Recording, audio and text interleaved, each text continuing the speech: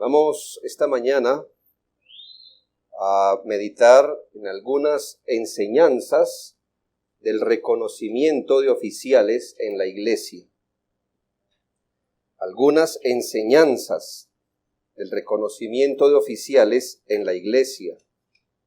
Como el año pasado duramos varios meses aprendiendo de este tema, pues no vamos a profundizar en todo, pero sí en algunos asuntos que esta mañana nos competen.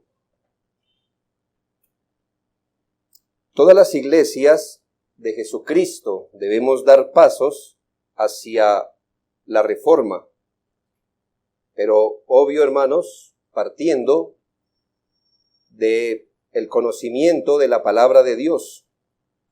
Una reforma que no parta de la instrucción bíblica será una reforma estética, superficial, y seguramente no va a corresponder a la mente de Cristo. En el caso de nuestra iglesia local, reconocemos que paso a paso nos vamos conformando a la estructura que el Nuevo Testamento provee para las iglesias. Reforma en doctrina, en gobierno, en servicio, en adoración, en testimonio y más. Hoy día daremos otro paso, entre otros que debemos seguir dando para esta conformación, para esta reforma bíblica en la iglesia, al ordenar al ministerio pastoral a uno de nuestros hermanos. Así que aprovechemos esta providencia específica para entender más y para aunar nuestra mente a lo que la palabra de Dios dice acerca del ministerio pastoral y específicamente la ordenación de los oficiales de una iglesia. En primera medida, quiero que consideremos el contexto donde se dan los oficios o los oficiales, el contexto donde se proveen los oficiales. Hay un texto muy conocido en los evangelios que dice que Dios envía obreros a su mies, de lo que inferimos que los oficios bíblicos se presentan donde existe la necesidad de un servicio. Esto es que si Dios envía obreros a su mies, entonces es que hay una mies que necesita de obreros. Debe haber, de hecho, una necesidad donde el Señor la considera y envía así obreros. Esto, por supuesto, debe cambiar nuestra perspectiva de cómo se ve la ordenación de oficiales en una iglesia bíblica. De cómo se ve la ordenación al ministerio si lo comparamos con algunas organizaciones que piensan que si usted estudia tantos años, se gradúa como pastor. Nadie se gradúa como pastor. No hay ninguna organización bajo el cielo que tenga la potestad de graduar a alguien como pastor. El pastorado es un llamado del Señor. Así que no es como ¿qué tengo que hacer para tener una credencial que me acredite como pastor o como diácono? Les recuerdo que el pastorado como el diaconado son oficios o labores y no cargos. Así que sería inaudito decir yo soy pastor, pero estoy buscando iglesia. Es como decir, ¿qué le digo? Soy marido, pero estoy buscando esposa. Eso es totalmente erróneo. No. Usted no puede ser pastor y estar buscando iglesia, o ser diácono y estar buscando una labor. De hecho, ser pastor y diácono son oficios, labores, no cargos. Aunque llegan a verse como tal, por supuesto. Su énfasis son las labores a las que se dedica un individuo que Dios llama y no un título. el pastorado es una actividad, por lo que es irregular graduar a alguien de pastor y ponerlo a orar para ver si Dios le abre un campo. Es al revés. El Señor es sensible de las necesidades que hay en su pueblo, y cuando hay una mies, el Señor soberanamente levanta obreros para ella. Es el caso que vemos un ejemplo en Hechos 18, 27 y 28, donde se nos muestra el ejemplo de un hombre llamado Apolos. Y allí, en esta escritura, dice, y queriendo él, Apolos, pasar a Acaya, recuerdo que Apolos era de Éfeso, entonces Apolos está en Éfeso, y él desea pasar a otra región, queriendo él pasar a Acaya, los hermanos le animaron y escribieron a los discípulos que le recibiesen, y llegado allá fue de gran provecho a los que por la gracia habían creído, porque con gran vehemencia refutaba públicamente a los judíos, demostrando por las Escrituras que Jesús era el Cristo. Allí tenemos a un hombre que no va a Acaya para mirar qué hay que hacer, sino que ve que en Acaya hay una necesidad específica. Y entonces él habla con la iglesia a la cual pertenece, la iglesia de Éfeso, y les indica que cree que está siendo llamado a ministrar a Acaya. Y la iglesia lo observa y lo envía. Dice la Biblia que llegado a Acaya fue de gran provecho a los que por la gracia han creído. El mismo ejemplo lo vemos, por ejemplo, en Tito 1:5, no lo leeremos, pero Pablo le dice a Tito, por esta causa te dejé en Creta, para que corrigieses lo deficiente, y empieza a describir toda una serie de necesidades que hay. Entonces note, el apóstol Pablo no deja a Tito en Creta diciendo, pues, ve a Creta y ora a ver qué el Señor quiere, sino más bien en Creta hay ciertas necesidades, por eso el apóstol Pablo tomó a Tito y le encargó la administración de esas necesidades. Una muestra que Dios llama a un individuo a servir es que hay una necesidad que suplir. No es lo único donde podemos ver si Dios está llamando a un individuo al ministerio, porque le recuerdo que además de ver una necesidad, también deben observarse los requisitos bíblicos sin los cuales ninguna persona puede aspirar a ser pastor o diácono. Esto no son sugerencias, porque es necesario que el pastor sea, es necesario que el obispo sea. Así que hemos aprendido que hay 3 cosas o 4 cosas que deben coincidir en un individuo que cree que está siendo llamado al ministerio. 1, el deseo. Debe desear. El que anhela obispado, buena obra desea. 2, pero es necesario que este hombre debe cumplir los requisitos de 1 Timoteo 3, 1 al 7 si es para pastor, del 8 al 13 si es para obispo, para diácono. 3, su propia iglesia local debe reconocerlo. Uno no se manda solo, sino que su propia iglesia debe reconocerlo. Y 4, lo que estamos viendo, debe haber en el cuerpo de Cristo una necesidad que suplir.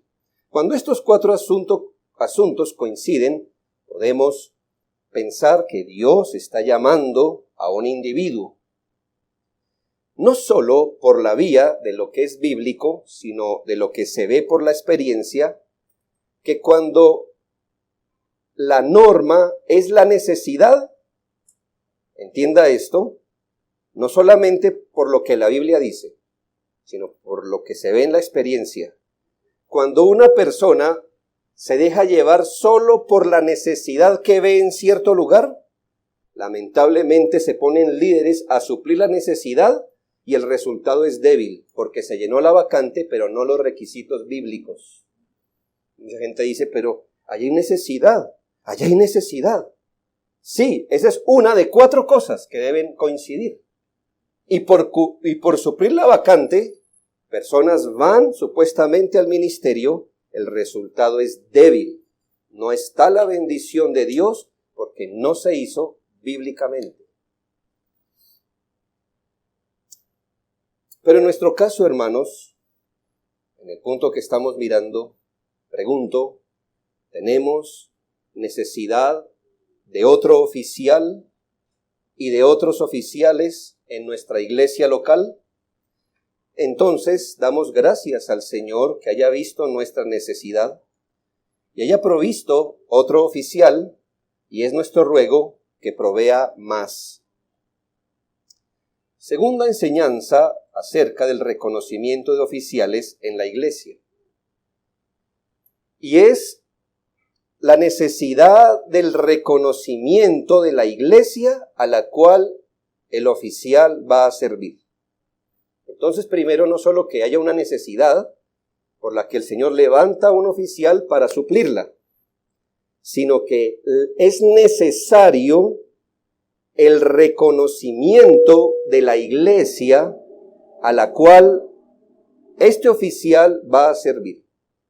Según las Escrituras, es necesario que la iglesia local, llamémosle la mies, a la cual ellos van a servir, les reconozca como oficiales.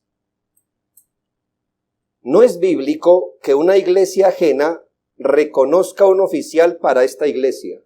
Es decir, que aquí hay una iglesia y entonces esta iglesia le elige un pastor para esta. Ni lo que hoy es común, que una organización que ni siquiera es una iglesia, como una misión, una agencia de misioneros, un seminario, lo que sea, tome un individuo y lo envíe a una iglesia para ser pastor. Esto es completamente ajeno al Nuevo Testamento. Sino que la misma iglesia que va a recibir el efecto de ese ministerio es quien debe reconocer ese ministerio. O sea, la misma iglesia, el mismo lugar que va a recibir el efecto del ministerio, del servicio de ese oficial, es quien debe reconocerlo. Este asunto no puede ser minimizado, es muy importante. En algunas congregaciones los líderes se autoimponen. Dicen, yo como que tengo madera, yo como que tengo labia. ¿Cuánto vale ese local? Compran unas sillas y ellos mismos se paran ahí. Ellos mismos se autoimponen como ministros.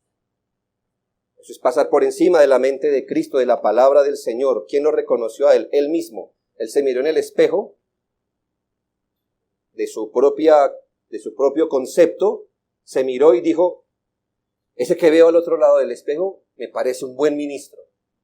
Me parece que es calificado. Me parece que tiene madera.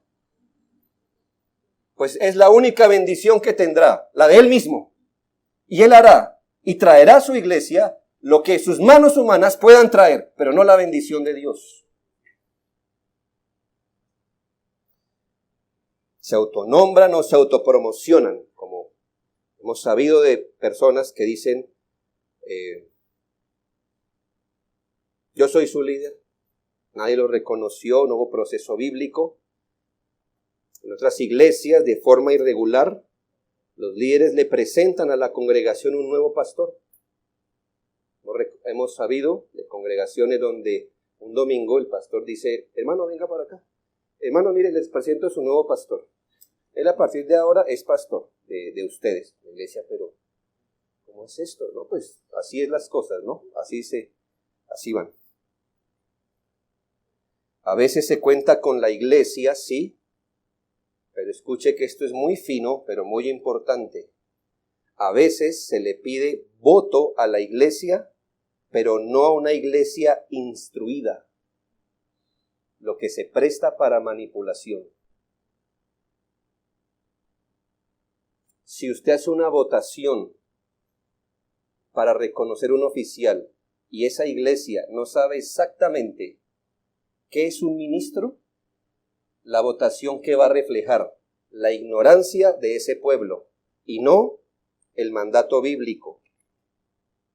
Y eso se presta para manipulación, porque si ustedes no saben qué es un ministro, para qué es un ministro, cómo se elige un ministro, y los pongo a votar por un ministro, es lo que exactamente hemos hecho a nivel político todo este tiempo. Usted no sabe qué es un congresista, qué tiene, para qué es un senador, qué es un edil, qué derechos, qué deberes, para qué, según nuestra Constitución, para qué están puestos, pero usted dice Congreso, pues yo voto por este. ¿Por qué? Pues la foto me pareció como seriecito. Hermano, pues, y aunque tengamos una democracia sin conocimiento, es la mayor arma de manipulación, ¿sí sabe? Somos felices que somos democráticos. Pero me imagino que si usted va a votar por alguien, está obligado a conocerle, a escucharle. O si no, su voto ha sido completamente manipulado o irresponsable. Entonces iglesias dicen, no, pero sí, este pastor aquí fue elegido por la iglesia. Bueno, ¿y sobre qué base le eligieron? No, pues, lo que pasa es que nuestro hermano es tan buena gente, es que nuestro hermano es fundador de la iglesia, es que nuestro hermano pues parece que habla bien. Hermanos, nada de eso es un requisito bíblico. Pero por otro lado, a veces iglesias descalifican a individuos por no tener la perspectiva correcta de lo que es un oficial y resultan descalificando a individuos que deberían estar ministrando delante del pueblo de Dios. El punto que quiero resaltar es que la iglesia debe ser instruida y que una iglesia instruida debe reconocer a sus oficiales de acuerdo a lo que la palabra de Dios dice. A la iglesia no se le pueden imponer sus oficiales, pero tampoco la iglesia puede ser arbitraria pensando que es la última autoridad, porque la última autoridad no es la iglesia, la última autoridad es la palabra de Dios. La iglesia no tiene derecho ni a poner como oficial a un individuo que no se parece al Nuevo Testamento o a descalificarlo al que así se parezca. Solo porque podemos votar, no. La iglesia no es la última palabra en la elección de oficiales. La iglesia es el instrumento que Dios usa para reconocer los oficiales. De manera que una iglesia no puede votar por quien le parezca, sino por quien el Espíritu de Dios haya escogido y dotado. La dirección de la votación es la de reconocer, como leíamos en Hechos 14:23, y constituyeron ancianos en cada iglesia, y habiendo orado con ayunos, les encomendaron al Señor en quien habían creído. La palabra constituir, allí usada, constituyeron, es la palabra elegir o designar extendiendo la mano. Muy iluminador este punto. Y aquí descubrimos un punto importante. Y es que estos procesos, si usted nota, fueron dirigidos por los apóstoles. Pero los ancianos no fueron impuestos por los apóstoles. Los apóstoles dirigieron el proceso, pero la iglesia local que iba a recibir los ancianos participó constituyéndoles o eligiéndoles, si esa es la palabra, o designándoles. Los ancianos entonces deben instruir la iglesia y también los ancianos deben escuchar la iglesia y guiarla para el reconocimiento de oficiales. Por eso existen los procesos en las iglesias y nadie llega de un salto al ministerio, sino como resultado de un proceso donde los ancianos supervisan todo bajo la palabra de Dios y guían a la iglesia a tomar las decisiones más bíblicas. La iglesia debe mostrar, por medio de la palabra, consenso para que un ministro sea reconocido. Para los amigos y hermanos que no lo saben, La iglesia, luego de ser instruida ampliamente en el tema, se involucró en un proceso más o menos de 2 meses para que reconocieran sus oficiales, lo que dio como resultado que hoy vayamos a reconocer un oficial y que otros hermanos hayan entrado en lo que llamamos un perfilamiento al ministerio. Unos para el ministerio de anciano, otros para el ministerio diaconal. Ha cumplido la iglesia su función sobre la base de la instrucción recibida, es decir, esta iglesia ha sido instruida de qué es un pastor, cuáles son sus funciones, qué se espera de ellos, los requisitos. La iglesia se le ha dado tiempo para que decida de una forma consciente, para que aplique el discernimiento y elija de forma libre y voluntaria sus propios oficiales. Sí, agradecemos a Dios que hayamos dado este paso. Tercera lección o enseñanza del reconocimiento de oficiales. Y es el apartamiento piadoso, apartamiento de apartar, no de apartamento. El apartamiento piadoso al ministerio con oraciones y ayuno. Esta es la lección. Cómo se aparta de forma piadosa al ministerio, a un individuo, por medio de oraciones y ayuno.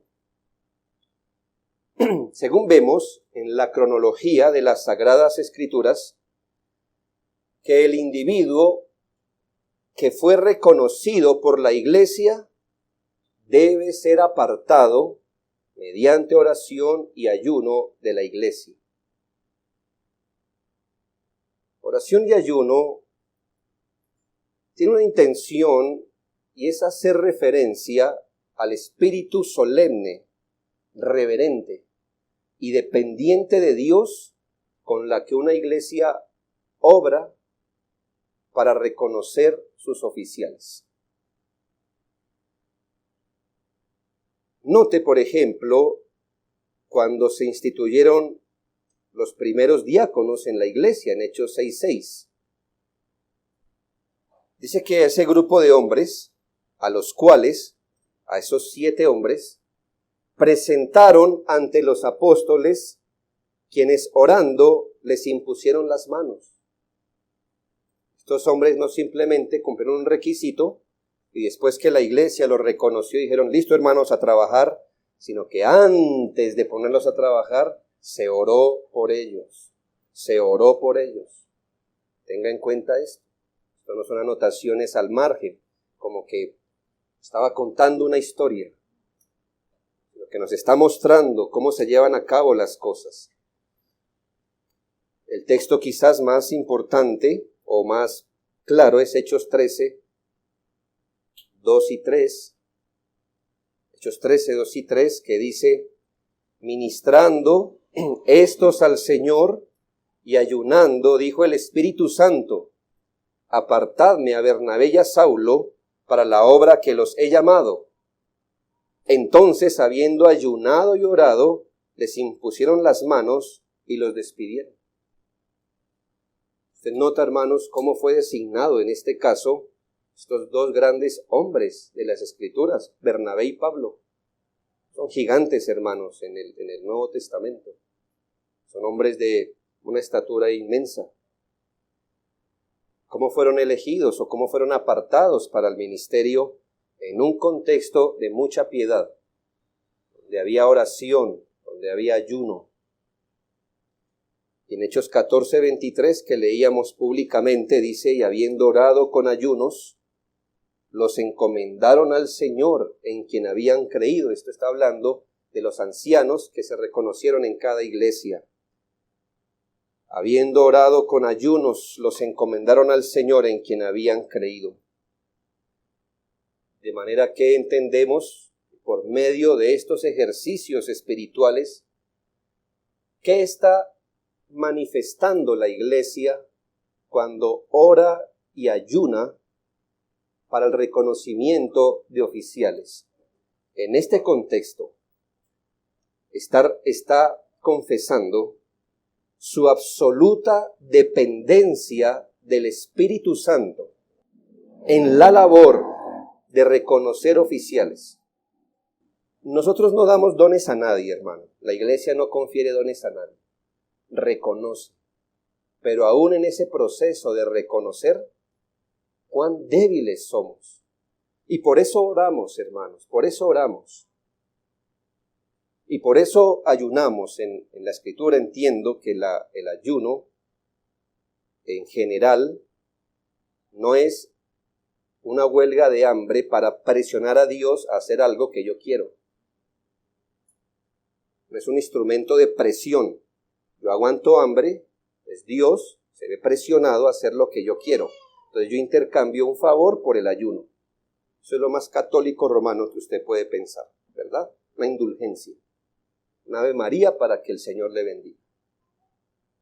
En la Escritura el ayuno, sobre todo, es una muestra de humillación. Es una forma física en la que usted dice, voy a parafrasear lo que dice el ayuno. El ayuno es algo silencioso, pero le voy a decir qué es lo que dice el ayuno, como si le preguntáramos al ayuno qué tiene que decir. El ayuno diría,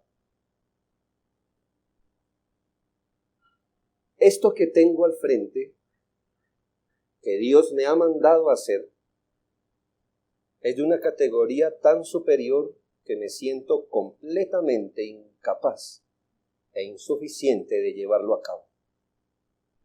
Si el Señor no me ayuda, perezco.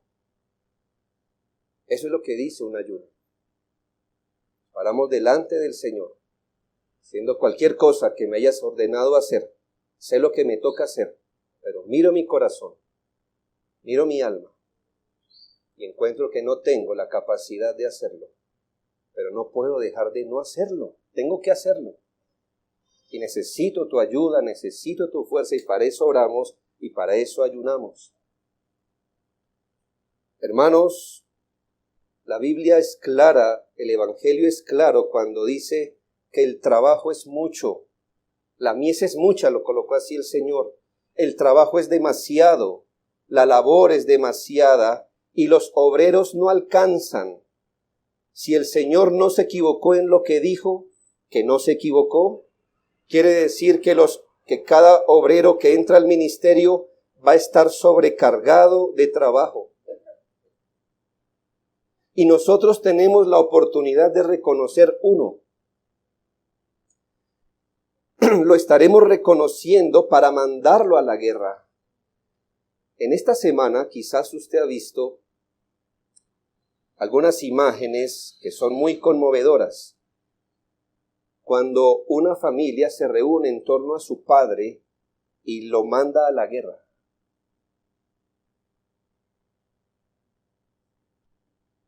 Cuando una iglesia reconoce un oficial, lo estamos reconociendo para mandarlo al frente de la batalla, para ir a la mies, para invertirlo y gastarlo hasta el día de su retiro en el servicio a Dios. En la mano de Dios son solo un puñado de hombres, son pocos, dijo el Señor, los obreros son pocos. Y nosotros como iglesia no nos creemos suficientes para decir, este o aquel va, o vaya para allá o vaya para aquí. Entonces, cuando vemos tremendas responsabilidades, nos quebramos en el corazón. Y espero que haya sido su experiencia. Miramos al cielo y gemimos. ¿Quiénes somos nosotros para determinar la vida de un hombre sobre esta tierra? Y decirle, usted se va a dedicar a esto. ¿Quiénes somos? ¿Quién es usted? ¿Quién es usted? ¿Y quién soy yo? Nadie. Nadie. Para decirle a un hombre en qué va a invertir toda su vida, de aquí hasta que el Señor le permita servir. No somos nadie, y aún así el Señor nos dice, tienen que hacerlo, y por eso nos quebramos, y por eso decimos con mano temblorosa, ayúdanos, Señor, porque usted y yo Pudimos vivir en el mundo mucho tiempo y ahora el Señor nos permite cooperar para dirigir o para estructurar su iglesia. Nosotros no somos sus dueños.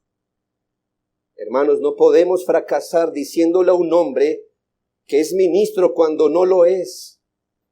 No podemos equivocarnos porque su labor tiene que ver con las almas, con la iglesia que Cristo compró. Por eso oramos y ayunamos, gemimos, porque para estas cosas, ¿quién es suficiente? La vida de una iglesia local va a estar determinada en gran manera por el tipo de oficiales que tenga. De manera que este ejercicio jamás debe hacerse de manera liviana o ligera. En general, una iglesia jamás superará la guía, la instrucción y el ejemplo de sus pastores, por lo que nunca serán muchas oraciones a favor de ellos. Usted nunca puede decir, no, yo creo que ya he orado bastante por los oficiales. Ya voy a cambiar de tema. Vamos a cambiar de flanco. Nunca es mucho. Sus palabras serán para unos olor de vida para vida, y para otros sus palabras serán olor de muerte para muerte. Cada día del Señor ellos abrirán desde su púlpito por medio de la predicación el reino y lo cerrarán para otros. Cuidarán la iglesia que le costó la sangre al Hijo de Dios.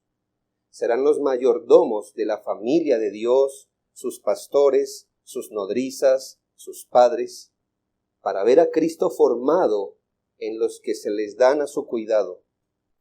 Entonces oramos, antes, durante y después, y ayunamos y nos humillamos, porque cualquier habilidad que ellos tengan tendrá que venir del Señor o fracasarán. ¿Ha orado y ayunado la iglesia para apartar a sus oficiales para la obra del ministerio? Lo ha hecho y damos gracias a Dios por ello. Por último, la imposición pública de las manos. En la palabra del Señor claramente se ve que un oficial debe ser ordenado de manera oficial y pública. Oficial, lo contrario a informal, y pública, lo contrario a privado. La manera en que esto se demuestra en las Escrituras, que algo va a ser hecho de forma oficial y pública, es la imposición de manos de los pastores ordenados, si es que la iglesia local cuenta con ellos anteriormente. Según se ve por algunos textos citados, la norma debe ser que una pluralidad de ancianos en la iglesia ordene a los individuos que van llegando al ministerio. Dos textos nos ayudan a entender la práctica apostólica de la imposición de manos para el ordenamiento de oficiales. 1 Timoteo 4:14 y 1 Timoteo 5:22. 1 Timoteo 4:14, no descuides el don que hay en ti, que te fue dado mediante profecía, con la imposición de las manos del presbiterio, o acompañada de la imposición de las manos del presbiterio. Presbiterio es el conjunto de pastores de una iglesia. Y 1 Timoteo 5:22, no impongas con ligereza las manos a ninguno. Aquí Pablo le enseñaba a Timoteo una forma de decir, no ordena el ministerio a la gente con facilidad, o sea, con liviandad no, que venga rápidamente, no, esperen, con ligereza no. Debo aclarar que la imposición de manos no tiene que ver con que el pastor o los pastores tengan un poder allí guardado que se transmita a través de las plantas de sus manos por el lugar donde las ponen sobre el otro ministro. No me diga que usted no pensaba eso. Por eso se lo digo, ¿verdad? Para evitar. ¿Para qué se imponen las manos? No es una transmisión de poder. Hermanos, imponer las manos es muestra de identificación y confianza sobre un individuo. Es decir, los ancianos se están identificando con ese hombre. Están identificando. ¿Sí? Como, recuerde algo, en el Antiguo Testamento había un rito cuando una persona iba a dar una ofrenda para la expiación. Entonces la persona colocaba sus manos sobre la cabeza del individuo, del animal que se iba a sacrificar. ¿Qué estaba diciendo? No piense que es que él se estaba vaciando de sus pecados y a través de sus manos le llegaba el pecado a la oveja. ¿Pero qué estaba haciendo? Había una identificación. Algo así como que a la vista, como que te paso mi pecado. No era que se lo pasara, un animal no puede recibir eso.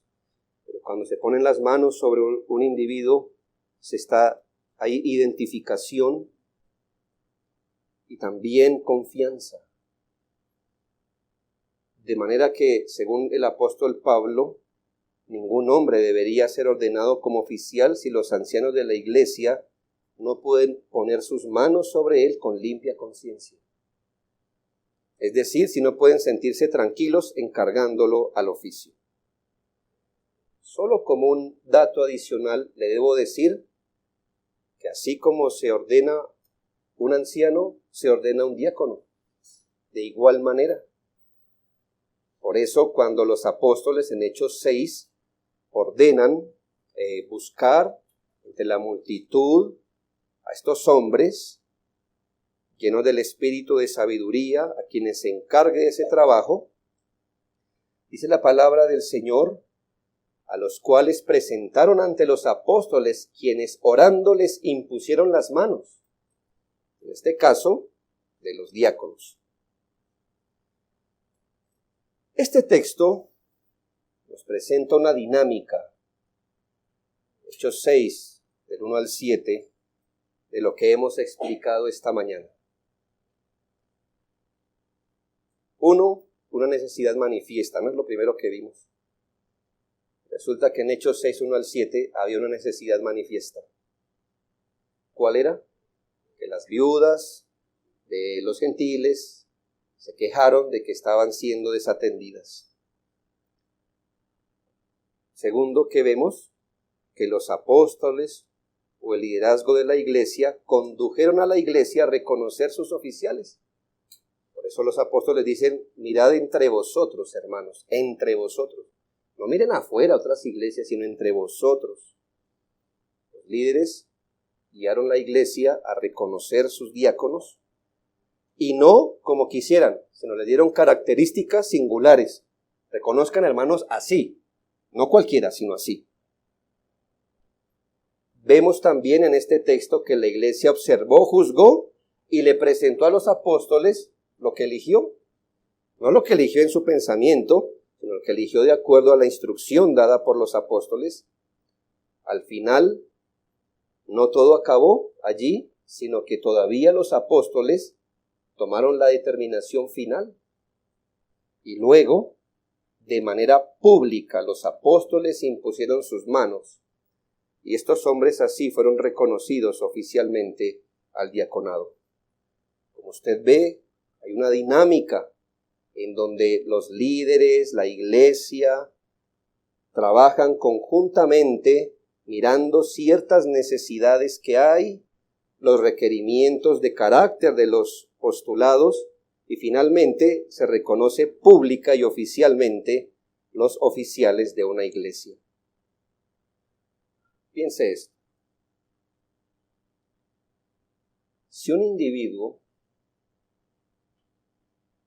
puede atravesar estas 4 puertas que le he pintado hoy, o que le he señalado hoy, si un individuo puede pasar porque tiene el deseo, tiene la cualificación, el reconocimiento de la iglesia, puede suplir una necesidad, si la iglesia lo reconoce, si todo eso, si pasa todos esos filtros, hermanos, ¿No es un don de Cristo para la iglesia? Hermano, se puede haber quedado en la primera puerta, ¿verdad? O en la segunda, o en la tercera, o en la cuarta, o en la quinta. Pero si un individuo pasa todo ese filtro y todavía una iglesia lo reconoce como un anciano, como un diácono más adelante, sin duda, hermanos, que es un don de Cristo. Estas son algunas enseñanzas, hermanos, porque espero que todo lo que hagamos como iglesia sea de forma consciente. Este día no vamos a presenciar un espectáculo.